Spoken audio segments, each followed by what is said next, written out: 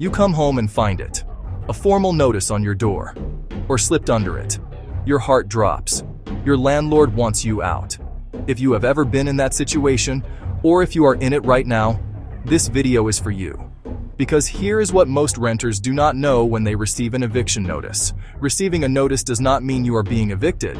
An eviction notice is the beginning of a legal process, not the end of your right to stay in your home. And that legal process has specific rules, specific timelines, and specific protections that your landlord must follow, every single step of the way. If they fail to follow even one of those steps, you may have the legal right to fight the eviction entirely. Today on Rights and Reality USA, this is video 12 in our Phase 2 Tenant Rights series. We are walking you through the complete eviction process from beginning to end, every step, every right, every protection. By the end of this video, an eviction notice will no longer be something that frightens you. It will be something you know exactly how to respond to. This is not legal advice, but it is legal knowledge. And right now, it could be the most important thing you watch. Let us get into it. Before your landlord can begin any eviction proceeding, they must have a legally recognized reason to do so. A landlord cannot evict you simply because they want you out. They cannot evict you because they want to renovate your unit. They cannot evict you because they found a tenant willing to pay more rent. And they absolutely cannot evict you because you exercised your legal rights. That is illegal retaliation, which we covered in the previous video. So what are the recognized legal grounds for eviction? The most widely recognized legal grounds across all 50 states are as follows. Ground 1, non-payment of rent. If you owe rent and have failed to pay it after proper notice, this is the most common basis for eviction and is legally valid in every state. Ground 2, lease violation. If you have materially violated a specific term of your lease, such as having unauthorized occupants, unauthorized pets, causing significant damage to the property, or conducting prohibited activities in the unit. Ground 3, illegal activity.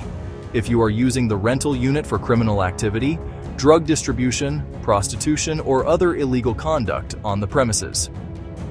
Ground 4, end of lease term. If your lease has expired and you have not vacated, this is sometimes called a holdover tenancy.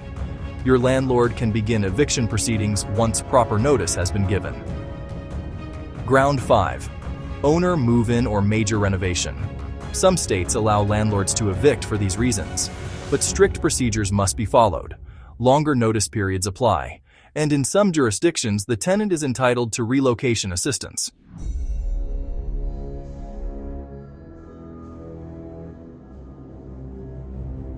If your landlord does not have one of these recognized legal grounds, the eviction cannot legally proceed regardless of what they tell you or threaten you with. Knowing whether your landlord has valid legal grounds is the first thing you must assess when you receive any eviction notice. Before a landlord can file an eviction lawsuit, they must first serve you with proper written notice. This notice is the formal first step in the eviction process, and it is packed with legal requirements that, if your landlord gets wrong, can invalidate the entire eviction proceeding. There are several types of eviction notices, and the type your landlord must use depends on the reason for the eviction. Type 1, pay or quit notice, used when the reason is non-payment of rent. This notice gives you a specific number of days, typically 3 to 5 days depending on your state, to pay all rent owed or vacate the property. If you pay the full amount owed within the notice period, the eviction process stops entirely. Type 2, cure or quit notice, used when you have violated a lease term that can be fixed, such as having an unauthorized pet or unauthorized occupant. This gives you a specific number of days to correct the violation or vacate. If you correct the violation within the notice period, the eviction stops. Type 3, unconditional quit notice. This demands you vacate with no opportunity to pay or fix anything. This is used for serious or repeated violations, illegal activity, or significant property damage. Notice periods vary from 3 to 30 days depending on the state and the severity of the conduct. Type 4, end of tenancy notice, used when your lease has ended or for month-to-month tenancies. Most states require 30 days notice for month-to-month tenancies, and many states require 60 or 90 days.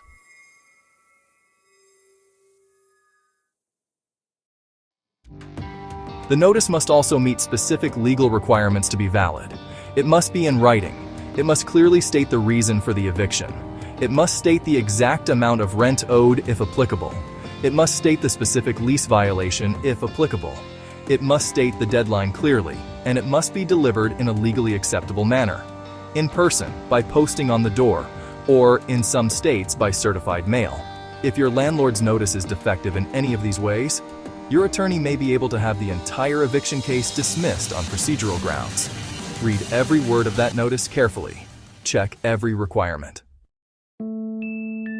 If you do not vacate after the notice period, your landlord's next step is to file an eviction lawsuit in court. This legal action has different names in different states. It may be called an unlawful detainer action, a summary possession proceeding, or a dispossessory action. The name varies. The process is similar.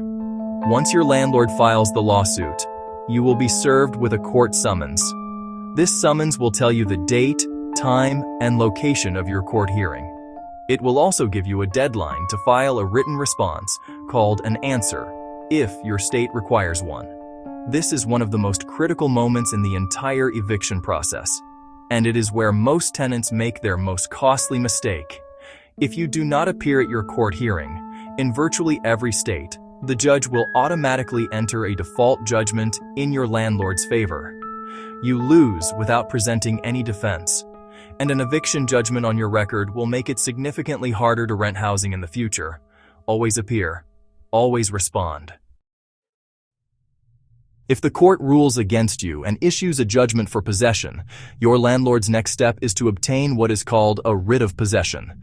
A writ of possession is a court order authorizing law enforcement, typically a sheriff or marshal, to physically remove you from the property if you have not vacated by the specified date. Here is the timeline from judgment to writ to removal.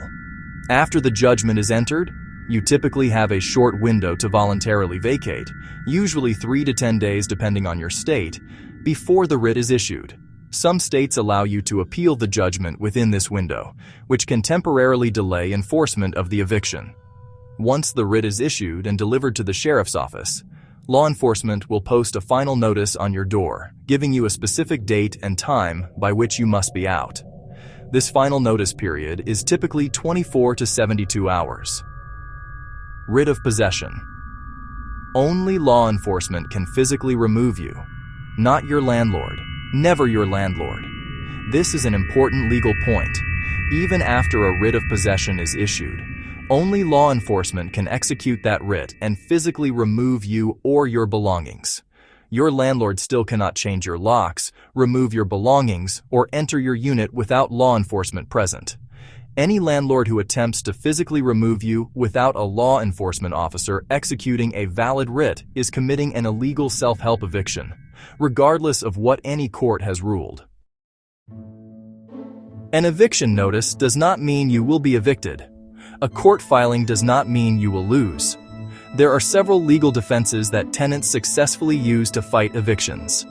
Knowing these defenses and understanding when they apply could keep you in your home. Defense 1. Improper notice.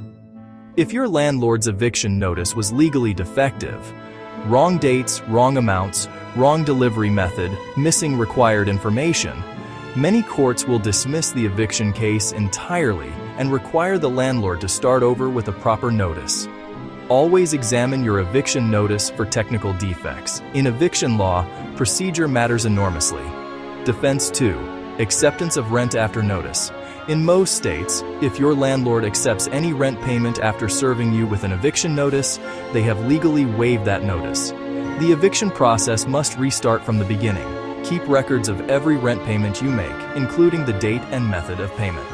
Defense 3. Habitability violations. If your landlord has failed to maintain the unit in a habitable condition, and you have documented those failures, you may be able to raise this as a defense against eviction for non-payment of rent. The legal theory is that your obligation to pay rent was reduced or eliminated by your landlord's failure to maintain the unit.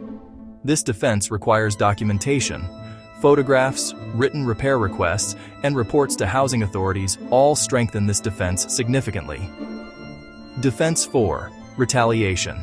If your eviction follows closely after you exercised a legal tenant right, filed a complaint, requested repairs, organized with other tenants, you can raise retaliation as a complete defense to the eviction.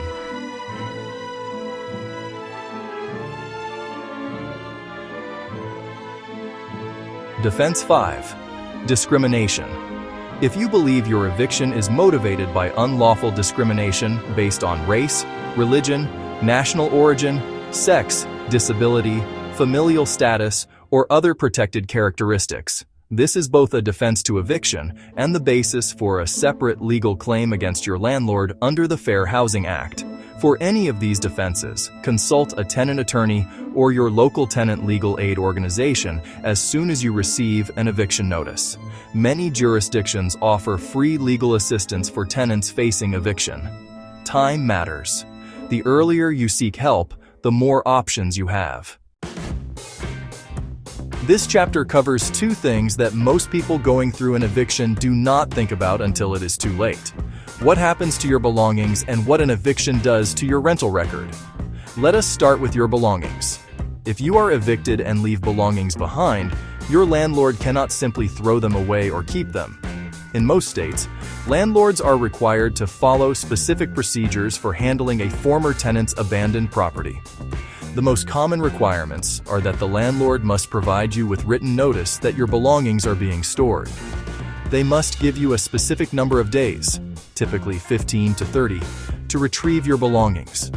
And they may be allowed to charge you reasonable storage costs before releasing your property.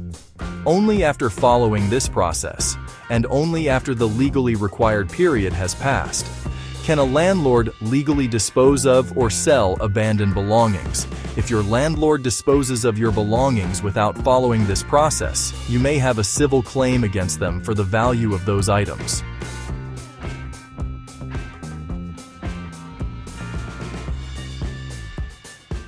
Now, your rental record. An eviction judgment becomes part of your public court record. Tenant screening services and landlords can see it, and it will make renting future housing significantly more difficult. Here is what you should know. Not all eviction filings result in judgments. If your case was dismissed, if you reached a settlement, or if the landlord withdrew the case, there may be no judgment on your record, even though a case was filed. In some states, you can petition the court to seal or expunge an eviction record under certain circumstances. This is worth exploring with a tenant attorney if you have an eviction on your record.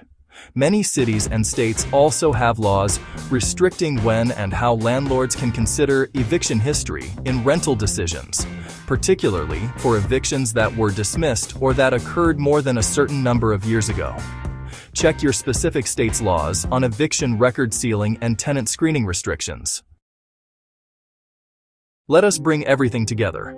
Your landlord must have legally recognized grounds to begin any eviction: non-payment, lease violation, illegal activity, or end of lease term. Wanting you out is not a legal ground. The eviction notice must meet specific legal requirements. Know which type of notice you received and exactly how long you have to respond.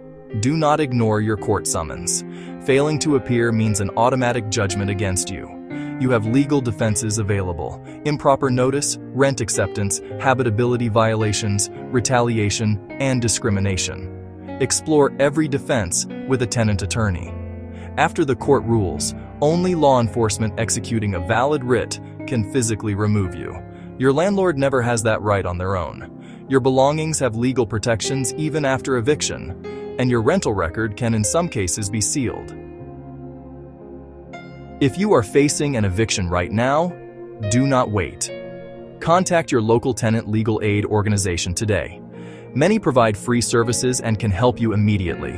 In our next video, Video 13, we are covering illegal rent increases in detail.